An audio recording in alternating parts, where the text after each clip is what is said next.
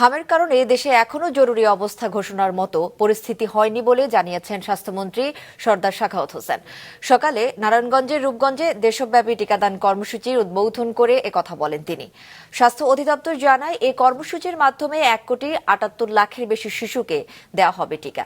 এদিকে আজও হামের উপসর্গে ময়মনসিংহ ও সিলেটে 2 শিশুর মৃত্যু হয়েছে। বিস্তারিত প্রতিবেদনে। দেশে প্রতিনিয়ত হামে আক্রান্ত রোগীর সংখ্যা বৃদ্ধি এবং মৃত্যুর হার আশঙ্কাজনকভাবে বেড়ে যাওয়ায় পরিস্থিতি নিয়ন্ত্রণে সারা দেশে হাম রুবেলার টিকাদান কর্মসূচি শুরু করেছে সরকার। প্রথম ধাপে চলতি মাসের 5 তারিখে সর্বোচ্চ হাম আক্রান্ত 18 জেলার 30 উপজেলায় টিকা কর্মসূচি শুরু করে সরকার। দ্বিতীয় ধাপে 12 এপ্রিল থেকে এটি শুরু হয় 4 city কর্পোরেশনে।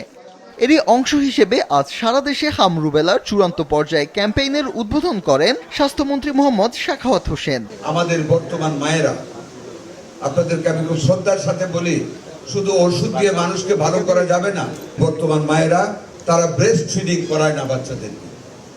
That is a very bad sign, and due to the deficiency of breastfeeding আমাদের বাচ্চাদের রেসিস্টেন্স, পুষ্টি দিন দিন কমে যাচ্ছে, যেই কারণে হামের মতন একটা ভয়াবহ রূপ আমাদেরকে বিব্রত করে ফেলতেছে।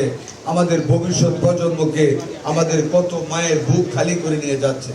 উদ্বোধন শেষে মন্ত্রী জানান, হামের কারণে দেশে এখনো জরুরি অবস্থা ঘোষণার মতো পরিস্থিতি হয়নি। যে রেটে এটা বৃদ্ধি হচ্ছিল ওই রেটটা কিন্তু কমে আসছে। আর যারা জরুরি অবস্থা ঘোষণা করতে বলে, আমি জানি না কেন বলেছে, this is not the time to declare emergency. আমরা যে এলাকাগুলি হামের প্রাদুর্ভাব বেশি হয়েছে এলাকাগুলি আমরা টার্গেট করে 85% অলরেডি আমরা ভ্যাকসিনেশনের আন্ডারে নিয়ে আসছি এবং সিটি কর্পোরেশন সেটা করছে। যেখানে হবে আমরা সেখানে ঝাঁপিয়ে পড়ব। স্বাস্থ্য অধিদপ্তর বলছে, তৃতীয় ধাপে এ কর্মসূচির মাধ্যমে 1,78,00,000-এর বেশি শিশুকে দেয়া হবে টিকা। এটি সর্বশেষ 2020 সনের ডিসেম্বর মাসে 1 মাসব্যাপী অনুষ্ঠিত হয়েছিল এই ক্যাম্পটি, এবং পরবর্তীতে নির্ধারিত সময়ে যখন ক্যাম্পটি হওয়া অনুষ্ঠানটি উচিত ছিল সেটি যথাসময়ে অনুষ্ঠিত হয়নি, যার কারণেই আজকে আমরা এই প্রাদুর্ভাবের মধ্য দিয়ে যাচ্ছি। এদিকে এখন পর্যন্ত হাম ও উপসর্গে 217 শিশুর মৃত্যু হয়েছে। রোগীর সংখ্যা ছাড়িয়েছে 27,000। ফাহিয়ান হামিম, মাছরাঙা সংবাদ, ঢাকা।